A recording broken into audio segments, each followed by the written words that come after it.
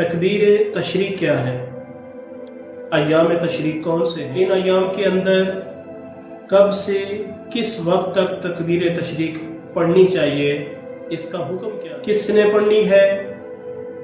کب پڑھنی ہے؟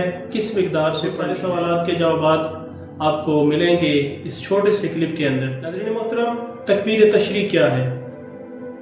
اللہ اکبر، اللہ اکبر، لا الہ الا اللہ واللہ اکبر، اللہ اکبر وللہ الحمد۔ ایام تشریق کون سے ہیں؟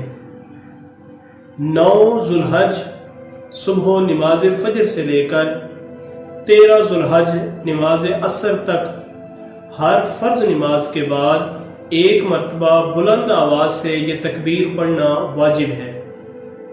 9 ذوالحج صبح نماز فجر سے لے کر 13 ذوالحج تک، یعنی کہ 9، 10، 11، 12 اور 13، یہ 5 ایام ہیں۔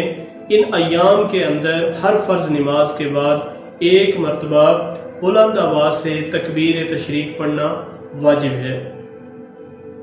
مرد جماعت کے ساتھ جب نماز پڑھیں گے یا اکیلے نماز پڑھیں گے، ہر 2 صورت میں فرض نماز کے بعد ان ایام کے اندر تکبیر تشریق کہنا واجب ہے۔ اگر کوئی بندہ جماعت سے لیٹ ہو جاتا ہے، جماعت سے تاخیر کے اندر آتا ہے اور اس کی 1 رکعت یا 2 رکعتیں جماعت کے ساتھ ہوتی ہیں، 1-2 رہ جاتی ہیں، امام صاحب جب اپنی جماعت مکمل کر لیں گے، وہ تکبیر تشریق کہہ لیں گے، تو جس بندے نے اب بعد میں رکعتیں پوری کی ہیں، جب بھی وہ سلام پھیرے گا، سلام کے بعد وہ یہ الفاظ، یہ تکبیر تشریق بلند آواز سے ایک مرتبہ کہے گا۔ اسی طرح اگر خواتین ہیں، گھروں کے اندر نماز ادا کرتی ہیں، گھروں میں نماز کا اہتمام کرتی ہیں، تو فرضوں کے بعد، فرض نماز رکعتیں پڑھنے کے بعد خواتین بھی جب بھی سلام پھیریں گی تو ان پر تکبیر تشریق کہنا واجب ہے۔ 1 مرتبہ بلند آواز سے کہنا یہ واجب ہے اور 3 مرتبہ عند الاحناف افضل ہے۔ محترم، تکبیر تشریق کا پس منظر کیا ہے؟ کہاں سے آئے یہ الفاظ؟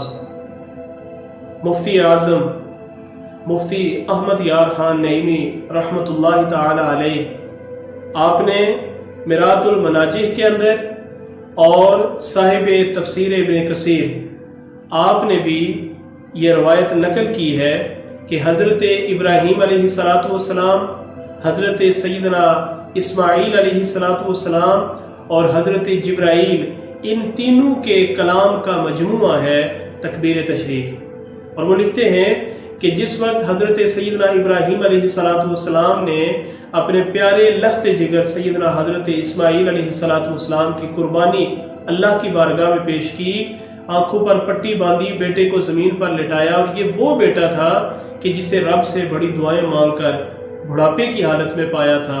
آج اسی بیٹے کو جب وہ سہارا بننے والا تھا، اللہ کی بارگاہ میں ذبح کرنے لگے، تو جب حضرت ابراہیم علیہ السلام نے اپنے لخت جگر کے گردن پر چھری رکھی تو جبرائیل امین یہ منظر دیکھ رہے تھے، اور اس سے پہلے حضرت آدم سے لے کر اس زمانے تک ایسا منظر جبرائیل نے نہیں دیکھا تھا کہ باپ اپنے بیٹے کو اللہ کی رضا کے لیے ذبح کر رہا ہے۔ تو جب یہ منظر حضرت جبرائیل نے دیکھا تو آپ نے فرمایا اللہ اکبر، اللہ اکبر، کہ واقعی ہی بڑائی اللہ کی ذات کے لیے ہے، اور واقعی ہی ابراہیم اللہ کے خلیل ہیں، تو وہ خلیل ہونے کا حق ادا کر رہے ہیں۔ حضرت ابراہیم علیہ السلام نے جب یہ تکبیر کے کلمات سنے، آپ نے نگاہ اٹھائی اور فرمایا لا الہ الا اللہ، اللہ اکبر۔ حضرت جبرائیل علیہ السلام کو گویا کہ حضرت ابراہیم جواب دے رہے ہیں کہ اللہ کے سوا کوئی معبود نہیں، میں جس رب کا بندہ ہوں، جس رب کے حکم کی تعمیل کر رہا ہوں، وہ واقعی لائق پرستش ہے، اس کے سوا کوئی معبود نہیں۔ پھر یہ قربانی رب کی بارگاہ میں مقبول ہوتی ہے۔ حضرت اسماعیل علیہ السلام کی جگہ جنت سے مینڈا لا کر ذبح کر دیا جاتا ہے، اور بیٹا اور باپ دونوں رب کی بارگاہ میں جب سرخرو ہوتے ہیں تو بیٹے نے اللہ کی بارگاہ میں شکر کے کلمات کہے وَلِلَّهِ الْحَمْدِ، ساری تعریفیں اس اللہ رب العالمین کے لیے کہ جس نے ہم باپ اور بیٹے سے یہ امتحان لیا اور اس کو اپنی بارگاہ میں قبول کر لیا۔ احباب ذی وقار، یہ مجموعہ ہے تکبیر تشریق، اور اس لیے ان ایام کے اندر 9 ذوالحج سے لے کر 13 کی عصر تک ہر فرض نماز کے بعد ایک مرتبہ بلند آواز سے کہنا واجب ہے۔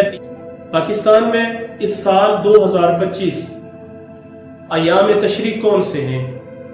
9 ذوالحج جو ہے پاکستان کے اندر اسلامی کیلنڈر کے مطابق 6 جون بروز جمعۃ المبارک، تو 6 جون نماز فجر سے تکبیر تشریق کا اہتمام کرنا ہے۔ 7، 8، 9 اور 10 جون بروز منگل نماز عصر تک، یہ 5 ایام اس سال پاکستان میں تکبیر تشریق کے ایام ہیں، ایام تشریق ہیں۔ تو میرے جتنے بھی ناظرین محترم یہ سن رہے ہیں، آپ سارے کے سارے نماز ادا کریں، اللہ کا ذکر کریں، اور ہر فرض نماز کے بعد ایک مرتبہ تکبیر تشریق کو واجب سمجھ کر اس کو بلند آواز سے پڑھیں۔ اللہ رب العالمین ہمیں عمل کی توفیق عطا فرمائے، اور یہ بھی یاد رکھیے کہ اس کا حکم واجب ہے، اور واجب عمل اگر ترک کیا جائے تو اللہ رب العالمین کی بارگاہ میں سخت ترین گناہگار ہے بندہ۔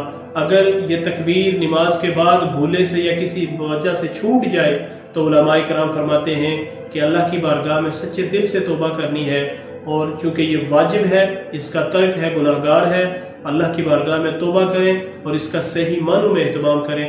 اللہ رب العالمین ہمیں دین کے معاملات کے اندر آسانیاں عطا فرمائے۔